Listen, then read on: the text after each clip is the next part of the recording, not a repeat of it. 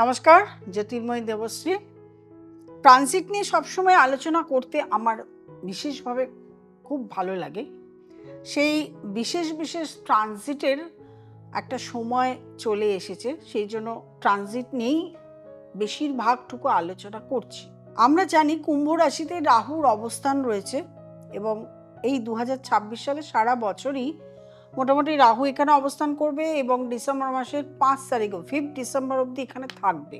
আর মঙ্গল 45 দিন 45 ডেজ এক এক ঘরে থাকে। সেই মঙ্গল কুম্ভ রাশিতে প্রবেশ করবে 23 ফেব্রুয়ারি, এখানে থাকবে 2 এপ্রিল অবধি। অর্থাৎ এই সময়টা রাহু মঙ্গলের একটা সংযোগ হবে, অর্থাৎ অঙ্গারক যোগের সৃষ্টি হবে। আমি এখানে পঞ্চগ্রহের সমাবেশ হবে এটা নিয়ে আগে আলোচনা করেছি।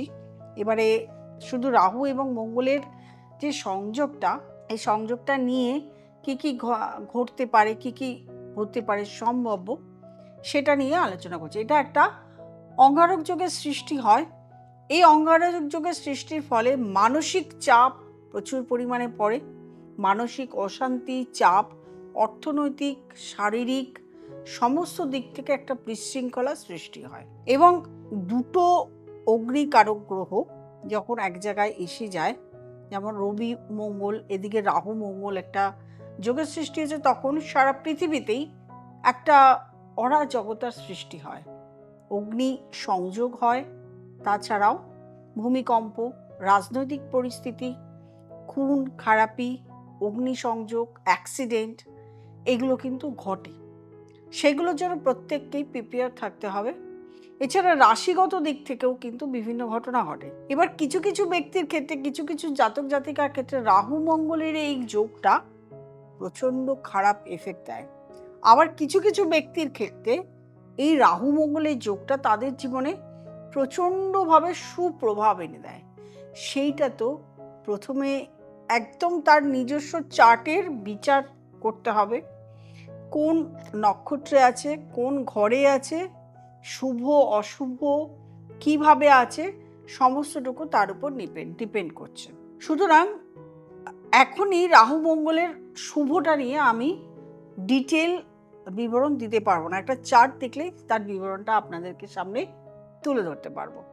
কিন্তু রাহু মঙ্গলের এই যে সংযোগ, এইটা নিয়ে কি কি খারাপ হতে পারে, কি কি খারাপ হওয়ার সম্ভাবনা আছে, কোন কোন রাশির খারাপ হওয়ার সম্ভাবনা আছে, সেটা সম্ভাব্য যেগুলো আছে সেগুলো আপনাদের সামনে তুলে ধরছি। কিছু কিছু রাশি যেমন কর্কট রাশি, সিংহ রাশি, কন্যা রাশি, বৃশ্চিক রাশি, তার সঙ্গে কুম্ভ রাশি এবং মীন রাশি, এই কটার প্রতিফলন খুব বেশিভাবে হবে।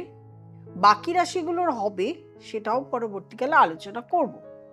কর্কট রাশি থেকে অষ্টম ঘরে ঘটছে, স্বাভাবিকভাবে আগুন থেকে সাবধান, রাস্তাঘাটে চলাফেরায় সাবধান এবং রক্তজনিত সমস্যা, রক্তজনিত আঘাত পেলে রক্তপাত ঘটতে পারে। এটা জন্য নিজেকে সামলে চলতে হবে। ঋণ হতে পারে, লোন হতে পারে, এগুলো হওয়া মানেই অর্থনৈতিক প্রবলেম। তারপরে আসবো সিংহ রাশি। সিংহ রাশির সমসপ্তমে ঘটছে। সিংহ রাশির জাতক জাতিকাদেরও মাথা প্রচণ্ড ঠান্ডা রাখতে হবে। চটজলদি কোনো সিদ্ধান্ত নেওয়া চলবে না, ভুল সিদ্ধান্ত হতে পারে, তার জন্য সারা জীবন প্রবলেম হতে পারে। ধরুন আপনি একটা সামনে বিয়ে করবেন, সেটাও কিন্তু ভুল সিদ্ধান্ত হতে পারে চটজলদি সিদ্ধান্ত হলে। বিয়ের যোগ থাকলে, বিয়ের কথাবার্তা হলে সেটাও কেটে যেতে পারে। কর্মস্থানে বারবার বাধা প্রাপ্তি হতে পারে, কর্মের জায়গায় গণ্ডগোল হতে পারে, সমস্যা এগুলো থাকবেই। তার সঙ্গে শারীরিক সমস্যা তো রয়েইছে।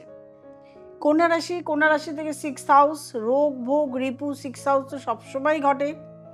তার সঙ্গে গুপ্ত শত্রুতা, কর্মের জায়গায় প্রচুরভাবে গুপ্ত শত্রুতা, মানসিক অশান্তি, অর্থনৈতিক প্রবলেম, এটা ঘটবেই। এইটা বলা মানে হলো আপনাকে সাবধানতা অবলম্বন অবশ্যই করতে হবে। বৃশ্চিক রাশির 4th হাউস, গৃহজ সমস্যা, মায়ের শরীর স্বাস্থ্য, নিজের হার্টের সমস্যা, লাংয়ের সমস্যা, রক্তজনিত সমস্যা, রক্তপাত, এগুলো হতে পারে। মন মানসিকতা প্রচণ্ড কঠিন পরিস্থিতি এসে দাঁড়াতে পারে, প্রচণ্ড চঞ্চলতা, মানসিক পরিস্থিতি প্রচণ্ড খারাপ হতে পারে, টেনশন হতে পারে, কোনো একজনের ব্যক্তির জন্য, কোনো একজন বন্ধুর থেকে আপনি আঘাত পেতে পারেন, বন্ধু আপনাকে লোকসান করাতে পারে, বন্ধুর থেকে ক্ষতিপ্রাপ্ত হতে পারেন, সাবধান হতে হবে। তারপরে আপনার আসবে কুম্ভ রাশি। কুম্ভ রাশিতেই যেহেতু হচ্ছে সেহেতু বলবো কুম্ভ রাশির জাতক জাতিকাদের এখন প্রচণ্ড মাথা ঠান্ডা রাখতে হবে, অতিরিক্ত ইমোশনাল হলে চলবে না। এখন ভুল সিদ্ধান্ত হবে, বিবাহের ভুল সিদ্ধান্ত হবে, কর্মের জায়গায় ভুল সিদ্ধান্ত হবে, সুতরাং খুব ভেবে চিনতে, কোনো জায়গায় এখন হঠাৎ করে ইনভেস্টমেন্ট করবেন না, এগুলো খুব ভেবে চিনতে নিয়ে তারপরে চলতে হবে। তারপরে আসবো মীন রাশি। মীন রাশির জাতক জাতিকাদের প্রচুর অর্থ খরচ এই সময়, রক্তপাত, অপারেশন, হসপিটালাইজ, মেডিসিন, এইগুলো সমস্যা আসতে পারে। আর এইগুলো এলেই অর্থক্ষতি, অর্থ নষ্ট, এগুলো সমস্যা আসবে। দাম্পত্য জীবনেও সমস্যা আসতে পারে। এছাড়াও মেষ রাশির 11th হাউস কর্মে বাধা, বৃষ রাশির 10th হাউস সেখানেও অর্থের জায়গায় বাধা, মিথুন রাশির 9th হাউস যেখানে হচ্ছে ভাগ্যের জায়গায় বাধা, এগুলো কিন্তু আসতে পারে। ধনু রাশির 3rd হাউস কানেক্টিভিটি নষ্ট, ভাই বোনের সঙ্গে সম্পর্ক খারাপ। মকর রাশি থেকে 2nd হাউস আপনার ভাষা প্রয়োগ, আপনার বাক্য প্রয়োগের দ্বারা সম্পর্ক খারাপ, আত্মীয় স্বজনের সঙ্গে সম্পর্ক খারাপ, অর্থনৈতিক সমস্যা, এইগুলো কিন্তু আসতে পারে। প্রত্যেকটা আলাদা আলাদা করে কানেকশন বলে দিলাম। সময়টা খুব একটা ভালো যাচ্ছে না, সবাইকে সাবধানে থাকবেন। নিজেদের লোক, আপনার নিজের আত্মীয় স্বজন, আপনি নিজে সবাইকে নিয়ে সাবধানে থাকবেন, তাহলে নিশ্চয়ই কোনো সমস্যা আপনাদের জীবনে আসবে না। জেনেই তো নিচ্ছেন সমস্ত কিছু। এরপরে আসবো যারা দেখাতে চাইছেন, যোগাযোগ করতে চাইছেন, সমস্যা তো চলতেই থাকে, সমস্যা চলে। যাদের আমার প্রোগ্রাম ভালো লাগে তারা অবশ্যই আসবেন দেখাতে। নিজের কলেজে নাম্বারটি রয়েছে, নাম্বারেতে বুকিং করবেন, ফোন করবেন, চেম্বারে চলে আসবেন। আর যারা অনলাইন করছেন তারা তো জানেন যে অনলাইনের কী প্রসেস আছে। প্রত্যেকটা ক্ষেত্রেই ফিস দিতে হয়, অনলাইনেও ফিস দিতে হয়, অফলাইনেও ফিস দিতে হয়। আমার ক্ষেত্রে সব ক্ষেত্রে সমান ফিস থাকে, কোনো আলাদা কোনো কিছু থাকে না। আর যারা নতুন প্রোগ্রাম দেখছেন তারা অবশ্যই সাবস্ক্রাইব করবেন, লাইক করবেন, কমেন্ট করবেন, শেয়ার করবেন এবং নোটিফিকেশন অল বেলটি প্রেস করতে ভুলবেন না। প্রত্যেকে ভালো থাকবেন, আনন্দে থাকবেন। নমস্কার।